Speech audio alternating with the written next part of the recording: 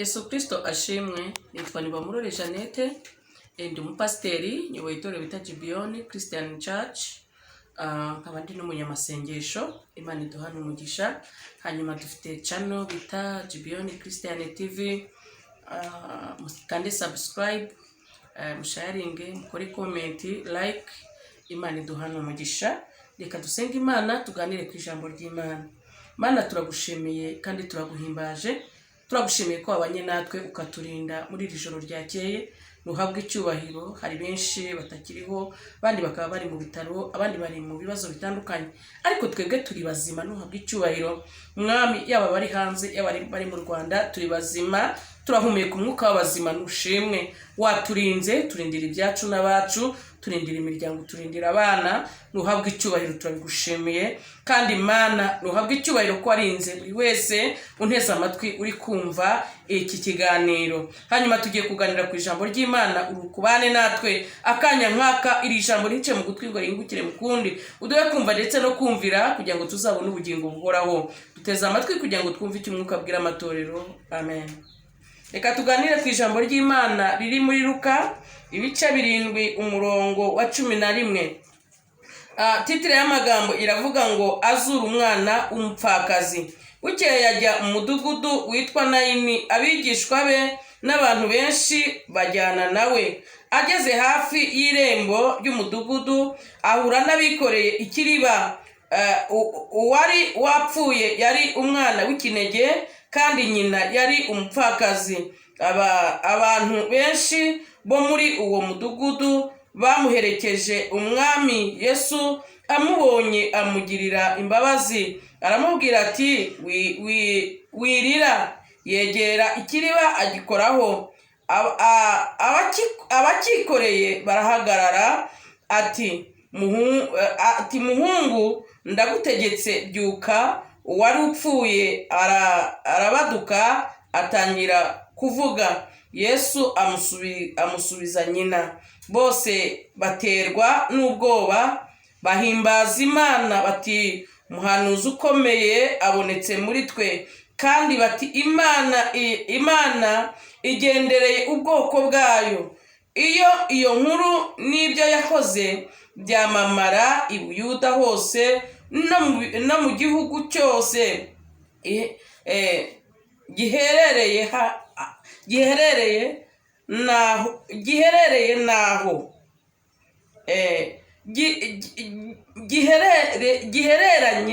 naho. Amen.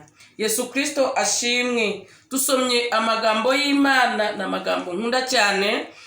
Ngo Yesu yaragendagendaga ahura n'umugore. Mbese yarari kumwe n'abigishwa be. Birashoboka ko bari bagiye gusenga cyangwa bari bagiye kuvuga ubutumwa. Ngo ahura n'umugore ngo wari wapfushije umwana, ngo kandi ngo yari n'umupfakazi, yari afite umwana w'ikinege. Ikindi kandi yari n'umupfakazi. Uwo mwana niwe yaratezeho amakiriro, niwe wari kuzamugirira neza, niwe wari kuzamukorera byose. Agiye kubonabona arapfuye. Amen. Ngo akimara gupfa, ariko ngo bahita bajya gushingura. Ngo abantu benshi bari bamuherekeje bo kuri uwo mudugudu w'Inayini, ngo barahaguruka. Ngo bakimara guhaguruka baragenda. Ngo Yesu ahura nabo. Ngo uwo mukecuru cyangwa uwo mugore yari ari kurira. Ngo yari afite ibibazo byinshi, yari ari kurira, yibazaga aho asigaye, ko yari asigaye wenyine.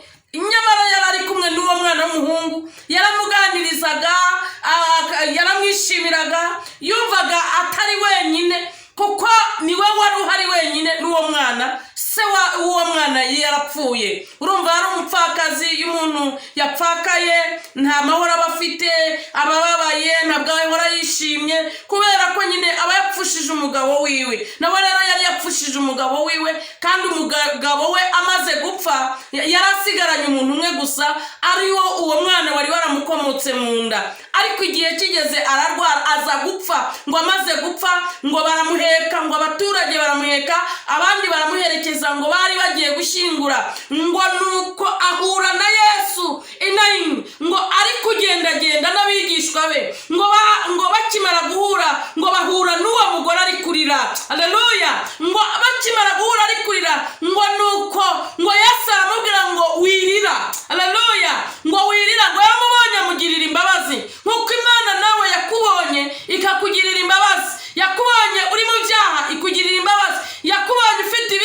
ikugirira imbabazi, yakubonye ukennye ikugirira imbabazi iguha kurya, yakubonye ntazo ufite irayiguha, yakubonye ufite ibibazo bikomeye irabikemura.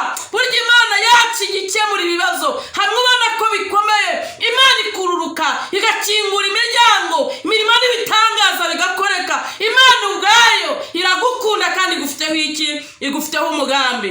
Ngo arangije amugirira imbabazi, ngo aragenda akora ku kiriba, ngo akimara kugikoraho ngo aramubwira ngo muhungu byuka. Haleluya! Ngo ahera ko arabaduka, uwari upfuye aba muzima. Amen.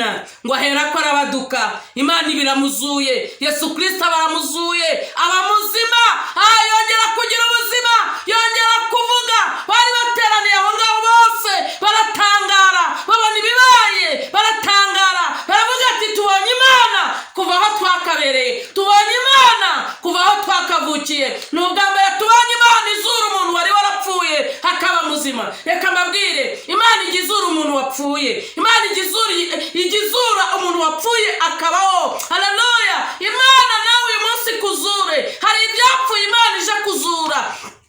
Wagiye uhura n'akarengane, Imana ije gukuraho akarengane. Wagiye uhura n'igihombo, Imana ije gukuraho igihombo. Kubera gusenga kwawe Imana ije kukurwanirira. Haleluya! Hari ibyawe byapfuye Imana izuye. Haleluya! Hari ubutunzi bwawe bwanyazwe Imana igaruye. Hari ibyawe byagiye ubona nta kigenda ariko Imana irabigaruye. Humura, ntiwongere kwigira nabi, ntiwongere kwiheba, ntiwongere gucika intege. Imana iragukunda, Imana irakuzi, Imana igufiteho umugambi Imana igufiteho ni mwiza. Imana ishaka ko wezwa ugakiranuka ukazabona ubugingo. Imana idushakaho ni ukwezwa no gukiranuka tukazabona ubugingo, kuko ikintu cyose twakora ariko nta bugingo ufite ntacyo bimaze.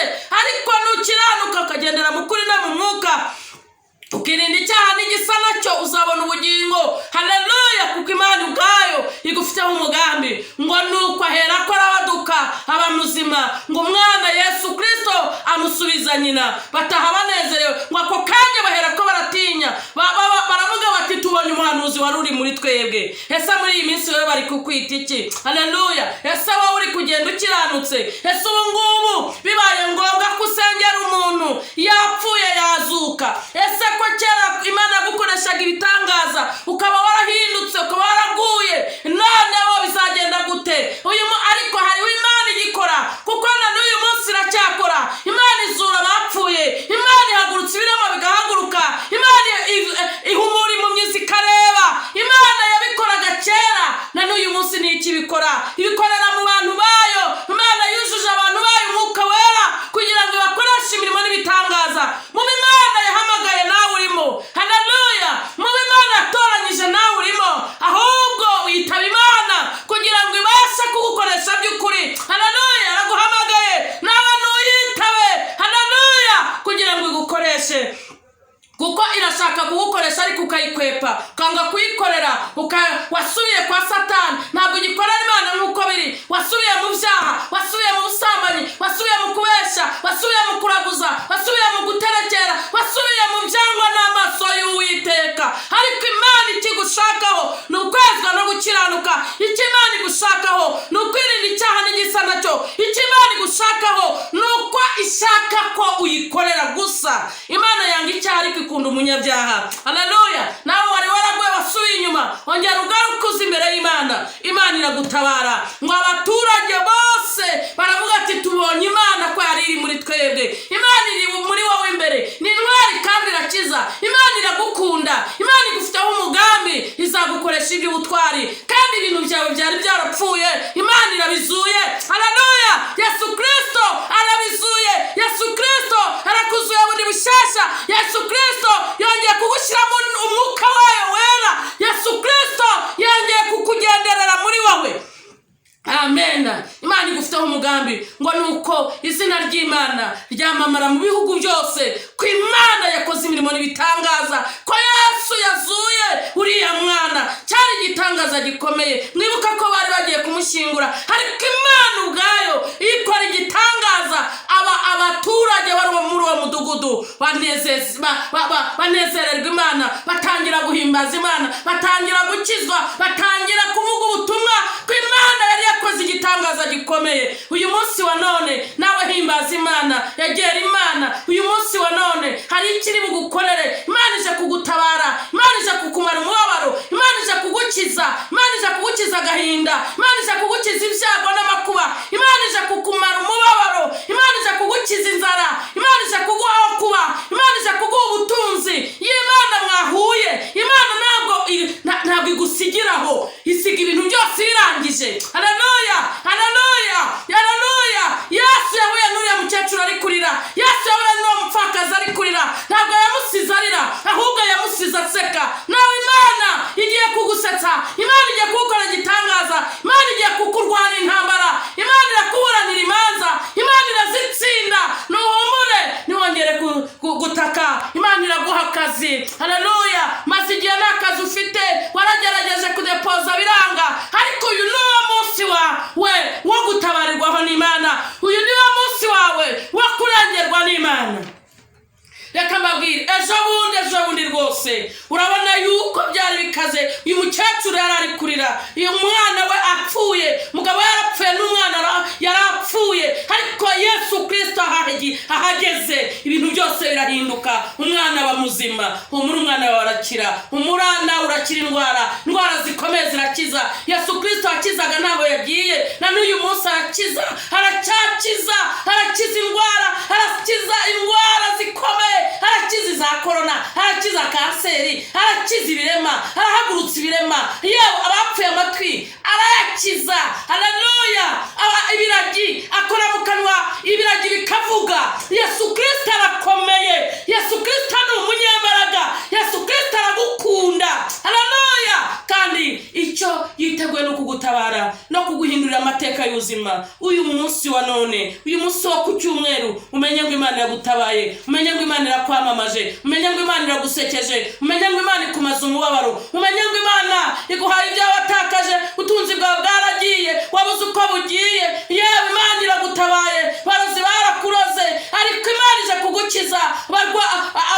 Abakugiriye nabi, Imana ije kubakoza isoni, Imana ije kukurwanirira intambara, Imana ije kukubera amaso, Imana ije kukubera ku rugamba, Imana ije kukutabara. Ibyo wabonaga ko bikomeye, Imana ibivanye mu nzira. Umenye ko Imana igusekeje, kandi ubwo Imana igusekeje nawe ugiye gusekana nayo. Ubwo Imana igusekeje abantu bazabimenya, baturanyi bazabimenya, inshuti zawe zizabimenya, bavandimwe bazabimenya. Umenye ngo Imana iragushekeje, umenye ngo Imana igukuye ku cyavu, ikwicazanya n'ibikomangoma, Imana iguhindura icyerekezo, Imana iguhinduriye